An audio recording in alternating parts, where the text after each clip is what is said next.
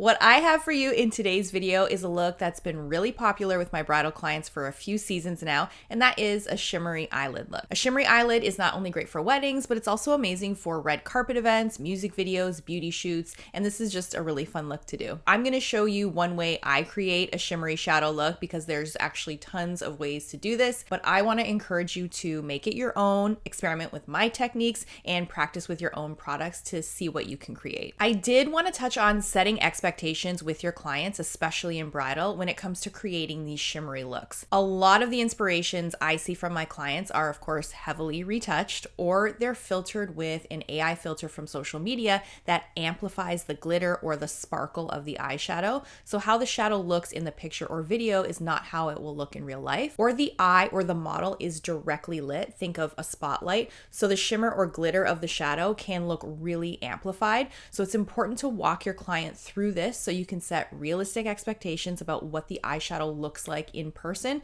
and how it will look on camera. Also, wedding photographers are not beauty photographers, so that is important to keep in mind. They're not going to be lighting the bride to pick up the shimmer of the shadow specifically. So what I like to do is actually show them swatches of shimmery products on my hand during the trial so they know what to expect before we start. The technique I'm going to show you today is, I think, pretty simple. It's a classic defined crease with a shimmery lid. So I'll show you one way to achieve this that has good longevity and looks really shimmery. This is a look I have actually done on my bridal clients with these specific products, so I know it's gonna last. Let's jump right into it with the before photo. So let's start with eye shape. Our model Elise has amazing lid space for this, and her crease is already really defined, so that's gonna make my life easier. You'll notice on the right side of the photo, she has more lid space on that eye. With this look, I'm not too concerned about the asymmetry because the other eyelid is gonna appear larger because I'll be focusing that shimmery shadow on the center of the lid. And you know that lighter shades can make things larger and bring features forward, and deeper shades recede, so I don't need to get too hung up on that. If you were working with someone that has a deeper set or hooded eye, you'd want to leave a lot of space for the shimmer shadow in that center area to open and lift the eye, and so that the shimmer is visible to your client or on camera. And you're going to focus on defining the outer corner and not bringing that crease shadow all the way over to the center because you'll lose your real estate for that shimmery shadow. With these shimmery looks, think about the crease or the contour of the eye and the outer corner as the framing of the shimmery lid. So in order for maximum shimmer, I think it's best that those two areas minimally overlap, and I'll show you how to do that. I also want to touch on undertone and how it affects the shadow and the shades you're going to be choosing. There are going to be some clients that are just dead set on having a specific eyeshadow look regardless of whether it works with their undertone or not. And in those situations, sometimes what the client wants is going to override your best judgment, and that is totally fine. For this video, our model had a spray tan that was picking up really warm, almost a reddy orange. So I decided to choose shadows that were in the same undertone. Something that I did in this video and something that kind of bothers me just generally about these looks is oftentimes the undertone of the shimmer doesn't work with the shadow or the undertone of the client's skin. The shimmer that I used in this video was a Stila liquid eyeshadow, which I love, by the way, but it actually wasn't warm enough for this look, I think, and it kind of bugs me. And I think that's because I was underestimating how warm her skin tone actually was because of the tan. That's just one little nitpicky thing I noticed when I was editing, and I wanted to share that with you. A few more things I wanted to mention. Try to apply your glitters or your shimmery pigments before the rest of the makeup to avoid fallout, like your liner, shadow, things like that. Apply them either after the shimmer goes down or try not to overlap. When you overlap a really light shimmer with a dark shadow or a dark liner, you'll get this muddy effect and you'll lose the intensity of your darker products, which you don't want. I'm also starting with a P. Louise eye base. This eye base plays really well with powder-based shadows, but not well with other cream shadows because you need the powder to set the P. Louise base. So this base will go where the powder shadows are going, and I'm going to apply the shimmery shadow right onto the lid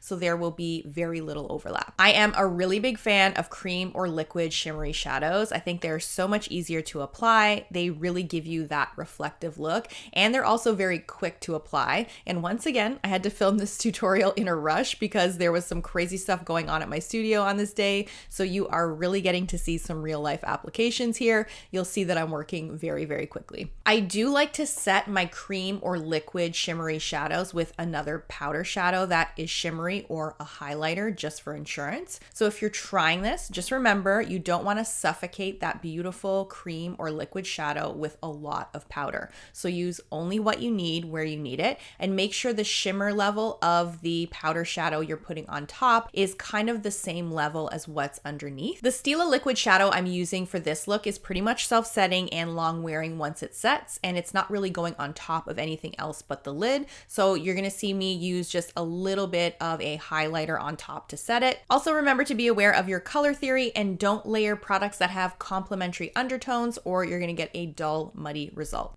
I am starting with a P. Louise base in a shade lighter than her skin tone, so the undertones of the brown shadow I'm going to use show up properly. I'm making sure to really blend in the P. Louise base, and I'm being careful not to get the base on the center of the lid. That's where my shimmery shadow is going to go. I'm using all synthetic brushes for the base. I find synthetic fibers blend this product the best, and if you're trying this, you can try different brush shapes. A flat shape might work best. Just see what works for you. Play around with different sizes.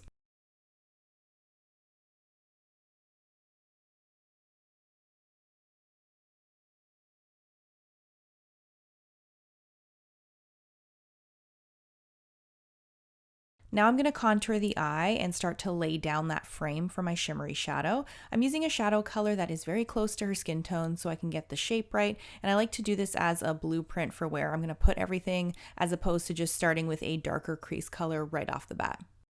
I also like to do this when I'm not sure how dark my client wants the crease to be. It's just a safe place to start.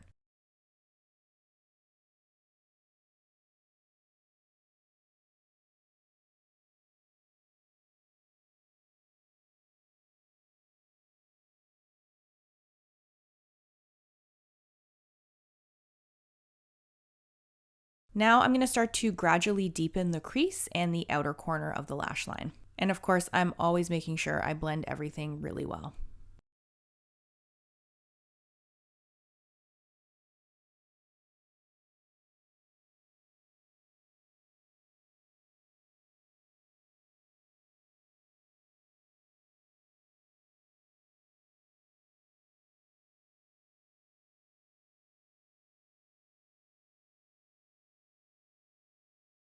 I'm going in with a deeper shade of brown now just to start to really define the outer corner and crease.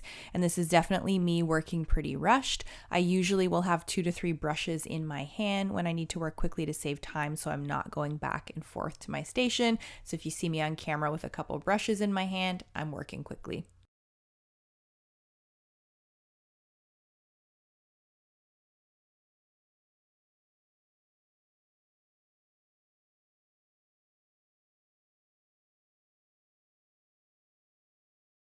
You can see on the right, the blend onto the lid is not great, but the shimmery shadow will correct some of that. Also, when I'm filming these, it is really hard to see on that side of the face because the filming lights are super bright, but that's how it goes, so I'll fix that in a bit. This is the exact process I use with my bridal clients, especially when they aren't 100% sure of the eyeshadow look they want. I'll add bit by bit, and I'll just check in with them to make sure they're happy with the look.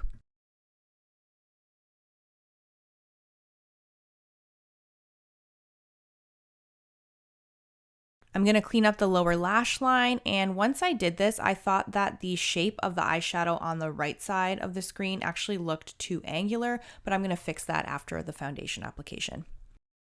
I'm using a powder highlighter on the brow bone and the inner corner, just being careful not to overlap the highlighter with the darker shadow.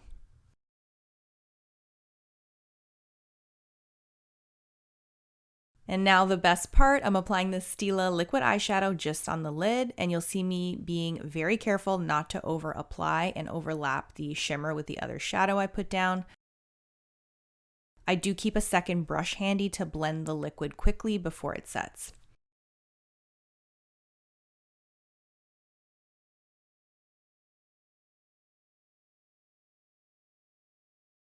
The Stila liquid eyeshadow is a product you can layer. So if you put down a little bit, show your clients and see if they want something more shimmery or they'd like to see a more intense shimmer. And then you can go over with another layer of the Stila liquid eyeshadow just to intensify that. And you can see this stuff is very easy to blend and work with, provided you have the right shape of brush to do the job.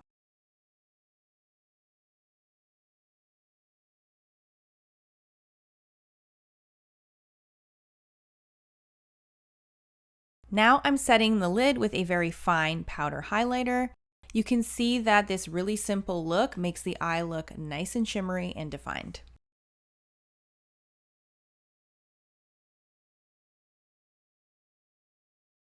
After applying the foundation and concealer, I'm using the concealer brush I used just to smooth over some of the edges of the shadow and soften the overall shape. This brush has some leftover concealer on it. I didn't add anything. At this point in the application, if you were adding liner, you would do it now. I'm just applying mascara because most of my clients actually haven't been asking for liner, so that's why I skipped it.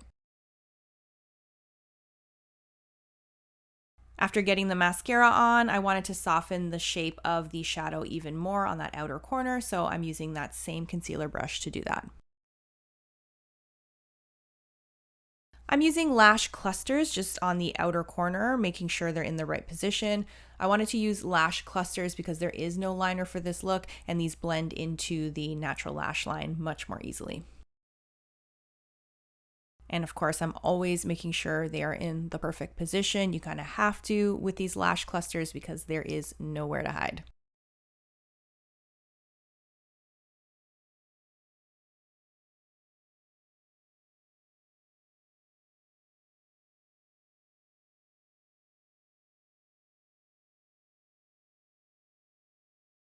And then I went in with some mascara on a liner brush to help blend the false and natural lashes, and I got a little bit on the lid, so I let it dry and then removed it with a Q-tip.